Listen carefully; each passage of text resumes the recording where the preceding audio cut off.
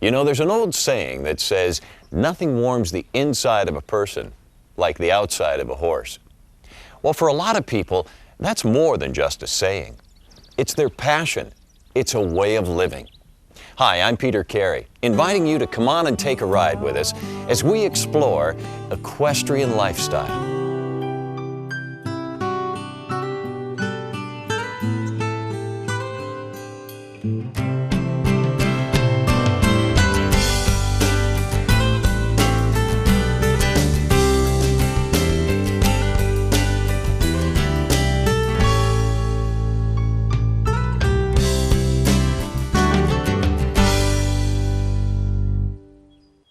This is Crescent Ridge Farm, a spectacular 200-acre equestrian facility in beautiful Metamora, Michigan. Joining me today is the owner, Virginia Janiszewski. Virginia, thanks for coming out today. You're welcome. What can you tell us about this beautiful place you have here? Well, Peter, we've lived here for about 15 years, and when we bought the farm, all that was on the farm was the indoor arena and some old barns, which we've restored over the years. The old barns, some of which are over 100 years old, with the hand-hewn beams and the wooden nails. We have about 7 paddocks for the horses where they can go out every day. We have 4 riding arenas, the indoor and 3 outdoor rings. And as everyone who visits Crescent Ridge Farm will tell you, the grounds include a beautiful waterfall cascading down the hillside behind the main house. But this is no ordinary waterfall. It's man-made, the result of a 2.5-year labor of love by Al and Virginia. As my husband would be mowing, and as you might know, you might hit the stone with your blade of your mower and dull your blade. Well, that happened a lot around here. So he would dig the stone out of the ground, and it turned out it was a 3-ton boulder. Mother Nature provided the raw materials, and they took it from there. The result, a beautiful waterscape that adds yet another dimension to their equestrian lifestyle.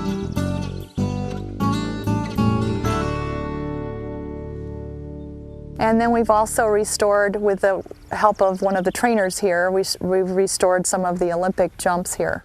Now that brings up a good point. This has some Olympic history, these grounds, don't they? Yes, yes. Back in the 50s, Mrs. Blackwood built the indoor arena for the 1956 Japanese Olympic team to train here. And they've also held 2 U.S. Olympic trials were held here also through the years. This particular jump we're standing by is the drop and bank jump. And the top 2 layers are stone. The bottom 2 we've redone with telephone poles. Each level's 3.5 feet, and the horses gallop up it and they gallop down it. So it's a rather difficult jump.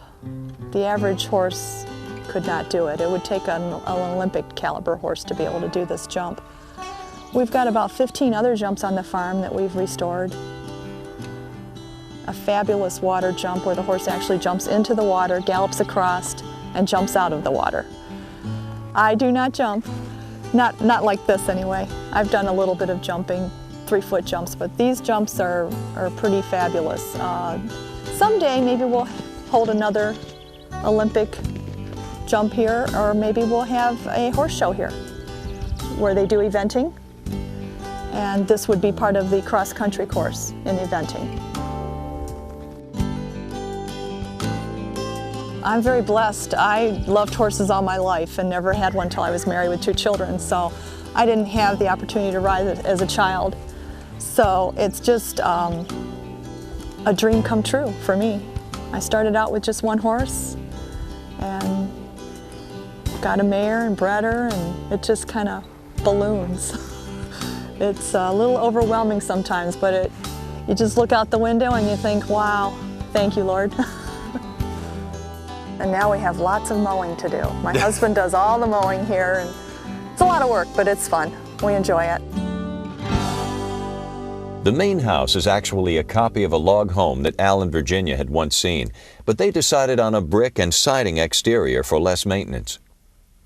Inside, the focal point is this magnificent stone fireplace that rises 3 stories throughout the center of the residence. After bringing in the stone from a local quarry, it took 4 masons working 7 days a week over a month to complete the project.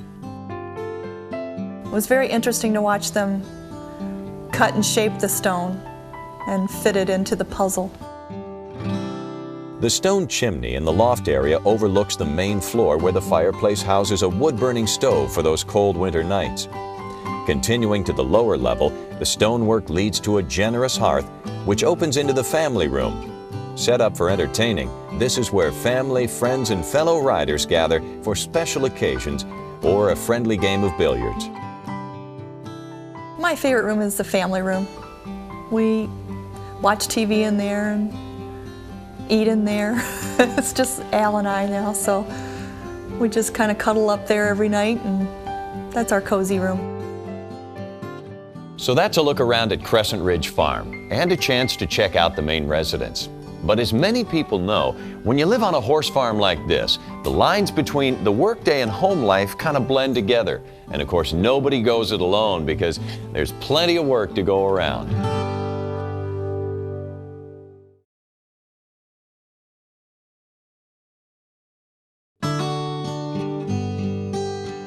So Virginia, you basically got a training facility here, not boarding? Yes. Can you tell me about your operation a little bit?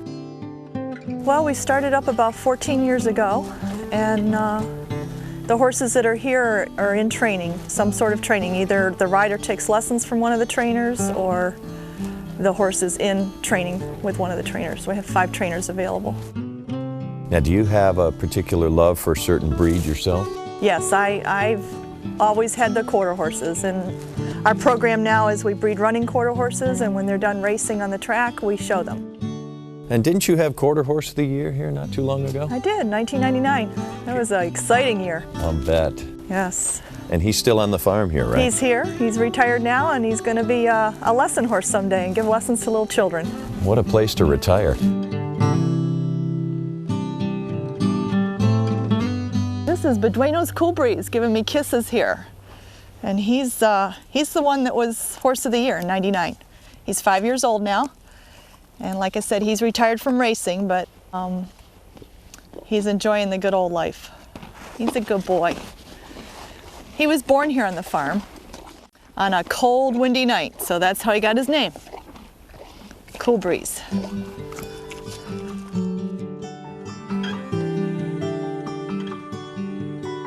The most important thing to me is the riding, being able to just go out and ride any time of the year. And we get some of our most beautiful trail rides in the winter when the big snowflakes are falling and you're riding through the pine trees, and it's very pretty in the winter. But of course, fall is the most beautiful time to ride. The bugs aren't bad, it's cooler, the horses enjoy it. Get to hear the autumn leaves under their hooves crunching as you go through the woods. And it's just a wonderful time of year. Trail rides truly are some of the best times you'll ever spend on a horse. But before you ride, you have to learn. That's where training and lessons come in. Virginia and her training staff have students of all ages and abilities, ranging from the seasoned veteran to the impassioned beginner. I personally have about 10 students for the Western. Total, we probably have 50 students here. With my youngest student, Lily, I can see myself in her. As I grew up, I would have just given my right arm to know someone with a horse. And she's just has no fear. She just gets on that big horse and she's the boss. And that's what I tell the children. You have to be the boss. The horse can't be the boss. You've got to teach the horse where to go. Teaching the horse where to go involves many aspects of training. Some is done with the rider off the horse and is called groundwork. Teaching both horse and rider to work as one involves a lot of Virginia's time, but it's a passion for horses that keeps the student learning and the instructor teaching. During what's called in-hand work, the rider takes hold of the bridle and works the horse from the ground. Working through various commands and cues, the bond between horse and rider becomes stronger, and therefore, riding becomes much safer. Using gentle touches from the whip, the horse learns to respond to that cue as though it were coming from the rider's leg.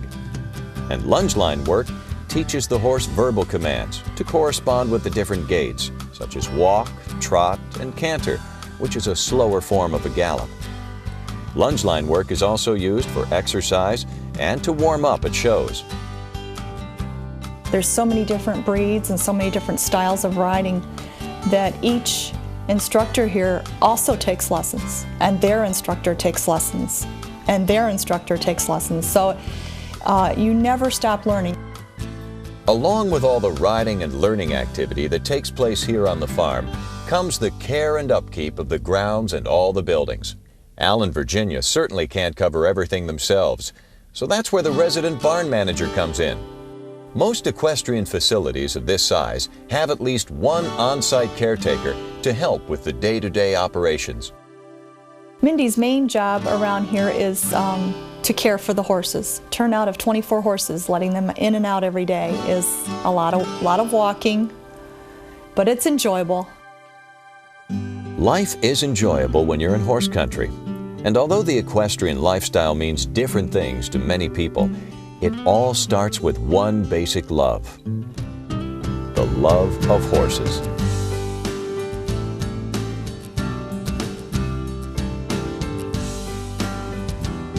I was born with the love of horses.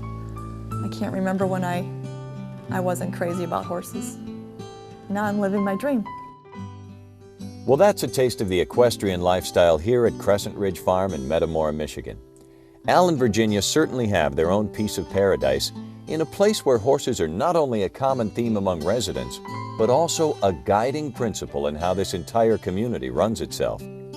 So as the seasons come and go, there'll be plenty of time for long, gentle trail rides with friends and neighbors. Follow it up with some good times around the fireplace or beside the waterfall, and you have another memorable visit to Crescent Ridge Farm. Thanks for sharing these wonderful times with us. Enjoy the ride.